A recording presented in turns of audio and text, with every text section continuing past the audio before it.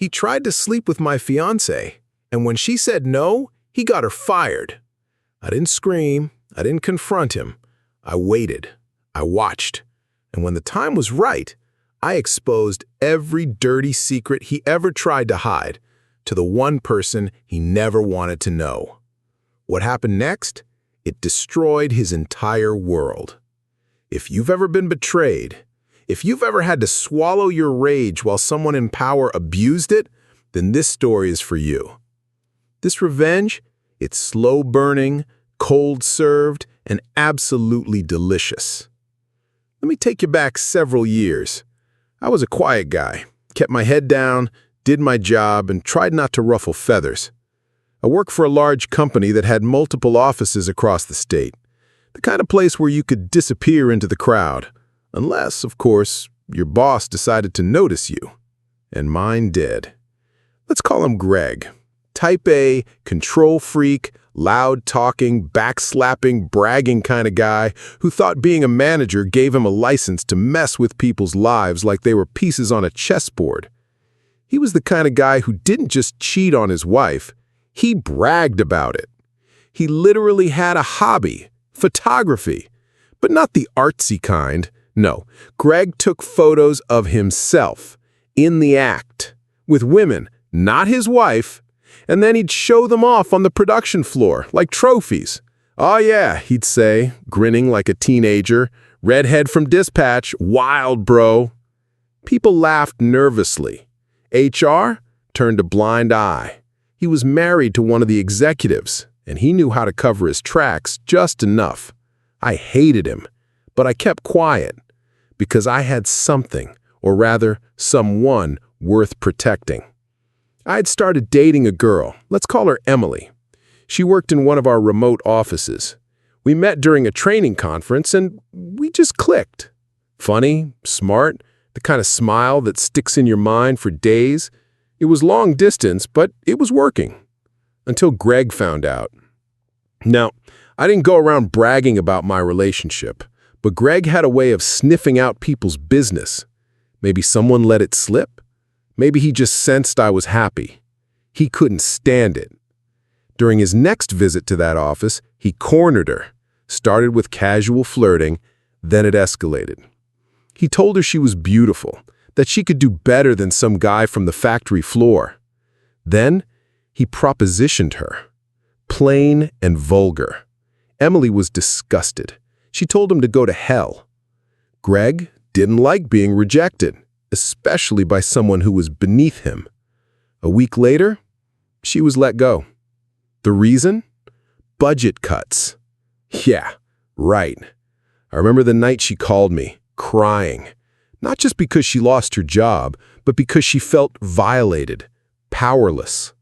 And I felt helpless. But only for a moment. Then something inside me snapped. Not in rage, but in cold, quiet calculation. Greg thought he was untouchable, that he could humiliate people, destroy lives, and walk away laughing. He had no idea who he'd just messed with. I knew one thing about Greg that would become his undoing. He never kept those photo trophies at home. His wife, blonde, poised, proper, worked in the same company. She had power, influence. If she found out, game over. So Greg kept his collection hidden in his locked office drawer. I knew it. I'd seen the way he guarded that drawer like it held nuclear codes. So I waited. For months. Then, one Saturday, I volunteered for overtime. I wasn't even assigned that shift. I just offered. Because I knew Saturday was when the cleaning crew came through, and I knew they had keys to every office. I waited, pretended to be measuring some blueprints in the hallway. Then, like clockwork, the cleaning lady came, unlocked Greg's door, started dusting. I stepped in, casual. "Hey, just need to grab some specs off his desk. I'll close the door when I'm done." She nodded and left. My hands were shaking as I pulled open the drawers. First, office supplies. Then, files. Then, Jackpot. A thick 4-inch stack of glossy photos. Greg's smug face, different women, all redheads or brunettes, all clearly not his wife. I didn't even stop to count. I just grabbed the whole stack and slipped them into a manila envelope I'd tucked into my tool bag. I walked out like nothing had happened. Now, I could have shown HR. I could have blackmailed him. But no, that wasn't justice. Justice was letting the one person who still trusted him see who he really was. A dirty, lying scumbag. A few weeks later, I heard whispers. By the end of the week, Greg was absent. Not out of office, not sick, gone. Turns out, his wife had received the photos. And she didn't just pack her bags, she packed her lawyer. She filed for divorce immediately, citing infidelity, emotional abuse, workplace misconduct. She had proof, his own face in the photos. And she crushed him. Took half of everything, including his retirement, his car, his house. She even reported him to corporate, and when HR could no longer look away, they fired him with cause. Last I heard, he was working freelance photography gigs at weddings and bar mitzvahs. No power, no wife, no reputation, just a stack of ruined memories and a legacy of shame. You know, people say revenge doesn't solve anything, but sometimes karma needs a little push.